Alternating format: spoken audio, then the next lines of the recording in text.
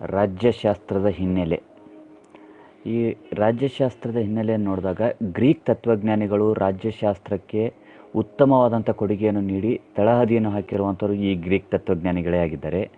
ಇಲ್ಲಿ ಭಾರತೀಯ ಚಿಂತಕರನ್ನು ನೋಡಿದಾಗ ಅದರಲ್ಲಿ ಪ್ರಮುಖರಾದವರು ಕೌಟಿಲ್ಯ ಮತ್ತು ಕಮಾಂಡಕರು ಕಂಡುಬರ್ತಾರೆ. ಈ ಕೌಟಿಲ್ಯ ತಮ್ಮ ಅರ್ಥಶಾಸ್ತ್ರ ಗ್ರಂಥದಲ್ಲಿ ರಾಜನೀತಿ ಶಾಸ್ತ್ರದ ಬಗ್ಗೆ ಬಹಳಷ್ಟು ವಿವರಣೆಯನ್ನು ಕೊಟ್ಟಿದ್ದಾರೆ. ಈ ಒಂದು ಭಾರತದ ರಾಜ್ಯಾಡಳಿತ ಬಗ್ಗೆ ಹೇಳಿರುವಂಥ ಗ್ರಂಥಗಳು ಯಾವಂತ ನೋಡಿದಾಗ ಕೌಟಿಲ್ಯನ ಅರ್ಥಶಾಸ್ತ್ರ, ಕಮಾಂಡಕನ ನೀತಿಶಾಸ್ತ್ರ, ಈ ಎರಡೂ ಗ್ರಂಥಗಳು ರಾಜ್ಯಾಡಳಿತದ ಬಗ್ಗೆ ವಿವರಣೆಯನ್ನು ಕೊಟ್ಟಿದ್ದಾವೆ. ಇದು ಆದ ನಂತರ ಮುಂದೆ ಭಾರತದ ಪ್ರಾಚೀನ ಗ್ರಂಥಗಳಲ್ಲಿ ರಾಜ್ಯಶಾಸ್ತ್ರದ ಪರಿಕಲ್ಪನೆ ಯಾವ ರೀತಿ ಇತ್ತು ಅಂತೇಳಿ ನೋಡಿದಾಗ ಋಗ್ವೇದ, ಯಜುರ್ವೇದ, ಶುಕ್ರನೀತಿ ಸಾರ, ಮನುಸ್ಮೃತಿ ಈ ಮುಂತಾದ ಗ್ರಂಥಗಳಲ್ಲಿ ರಾಜ್ಯಶಾಸ್ತ್ರ ಜ್ಞಾನ ವಿವರಣೆಯನ್ನು ಕೊಟ್ಟಿದ್ದಾರೆ.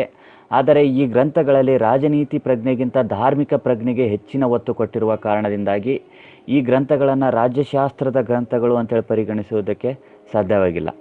ಆದ್ದರಿಂದ ರಾಜ್ಯಶಾಸ್ತ್ರವನ್ನು ಕ್ರಮಬದ್ಧವಾಗಿ ಅಧ್ಯಯನ ಮಾಡಿರುವಂಥ ಕೀರ್ತಿ ಗ್ರೀಕರಿಗೆ ಸಲ್ಲುತ್ತದೆ.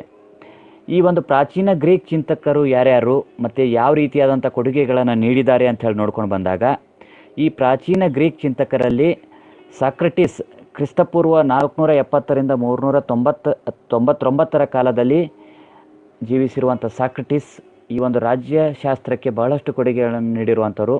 ಇವರು ರಾಜಕೀಯ ಚಿಂತನೆಗಳನ್ನು ಸಂವಾದಗಳ ಮೂಲಕ ನೀಡಿದ್ದಾರೆ. ಇವರಾದ ನಂತರ ಪ್ಲೇಟೋ ಕ್ರಿಸ್ತಪೂರ್ವ 427ರಿಂದ 347 ಕಾಲದಲ್ಲಿ ಜೀವಿಸಿರುವಂಥವ್ರು. ಇವರ ಗ್ರಂಥಗಳು ದಿ ರಿಪಬ್ಲಿಕ್, ದಿ ಸ್ಟೇಟಸ್ಮನ್ ಮತ್ತು ದಿ ಲಾಸ್ ಈ ಗ್ರಂಥಗಳಲ್ಲಿ ಪ್ಲೇಟೋರವರು ರಾಜ್ಯಶಾಸ್ತ್ರದ ಬಗ್ಗೆ ವಿವರಣೆಯನ್ನು ನೀಡಿರುವಂಥವರಾಗಿದ್ದಾರೆ. ಇದು ಆದ ನಂತರ ಅರಿಸ್ಟಾಟಲ್. ಈ ಅರಿಸ್ಟಾಟಲ್ ಕ್ರಿಸ್ತಪೂರ್ವ 384ರಿಂದ 322 ಕಾಲಾವಧಿಯಲ್ಲಿ ಜೀವಿಸಿರುವಂಥವರು. ಇವರ ಗ್ರಂಥಗಳು ದಿ ಪಾಲಿಟಿಕ್ಸ್, ಆರ್ಗಾನ್ ಮತ್ತು ಎಥಿಕ್ಸ್ ಮುಂತಾದ ಗ್ರಂಥಗಳು ಕಂಡುಬರ್ತವೆ. ಈ ಅರಿಸ್ಟಾಟಲ್ ಅವರು ರಾಜ್ಯಶಾಸ್ತ್ರದ ಬಗ್ಗೆ ಬಹಳಷ್ಟು ವಿವರಣೆಗಳನ್ನು ದಿ ಪಾಲಿಟಿಕ್ಸ್ನಲ್ಲಿ ಕೊಟ್ಟಿರುವಂಥದ್ದು ಕಾಣಿಸ್ತದೆ. ಈ ಅರಿಸ್ಟಾಟಲ್ರವರು ರಾಜ್ಯಶಾಸ್ತ್ರವನ್ನು ಮೊಟ್ಟ ಮೊದಲ ಬಾರಿಗೆ ಸುವ್ಯವಸ್ಥಿತವಾಗಿ ಅಧ್ಯಯನ ಮಾಡಿರುವುದರಿಂದ ಇವರನ್ನು ರಾಜ್ಯಶಾಸ್ತ್ರದ ಪಿತಾಮಹ ಅಂಥೇಳಿ ಗುರುತಿಸಿರುವಂಥದ್ದು. ಇವರನ್ನು ರಾಜ್ಯಶಾಸ್ತ್ರದ ಪಿತಾಮಹ ಅಂಥೇಳಿ ಸಹ ಕರೀತಾ ಇದೆ. ಈ ಗ್ರೀಕ್ ತತ್ವಜ್ಞಾನಿಗಳ ಪ್ರಮುಖವಾಗಿ ಈ ತ್ರಿಮೂರ್ತಿಗಳನ್ನು ಗುರುತಿಸ್ತಾರೆ. ಈ ಗ್ರೀಕ್ ತತ್ವಜ್ಞಾನಿಗಳ ತ್ರಿಮೂರ್ತಿಗಳಂದರೆ ಸಾಕ್ರಟಿಸು, ಪ್ಲೇಟೋ ಮತ್ತು ಅರಿಸ್ಟಾಟಲ್. ಇವರು ಗುರು ಶಿಷ್ಯರಾಗಿದ್ದರು. ಇವರನ್ನು ಗ್ರೀಕ್ನ ತ್ರಿಮೂರ್ತಿಗಳು ಅಂಥೇಳಿ ಗುರುತಿಸಿರುವಂಥದ್ದು ಕಾಣಿಸ್ತದೆ.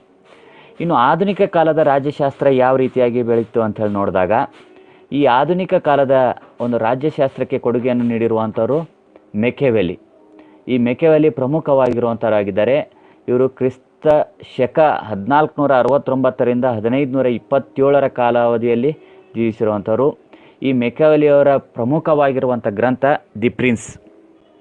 ಇವರು ರಾಜ್ಯಶಾಸ್ತ್ರವನ್ನು ಸರ್ವಶ್ರೇಷ್ಠ ಅಧ್ಯಯನವಾಗಿಸುವಂಥ ಕೀರ್ತಿ ಮೆಕೆವೆಲಿಗೆ ಸಲ್ಲುತ್ತದೆ. ಇವರು ಆಧುನಿಕ ಕಾಲದ ರಾಜ್ಯಶಾಸ್ತ್ರದ ಅಧ್ಯಯನಕ್ಕೆ ಬಹಳಷ್ಟು ಕೊಡುಗೆಗಳನ್ನು ನೀಡಿರುವಂಥವರು ಆಗಿದ್ದಾರೆ.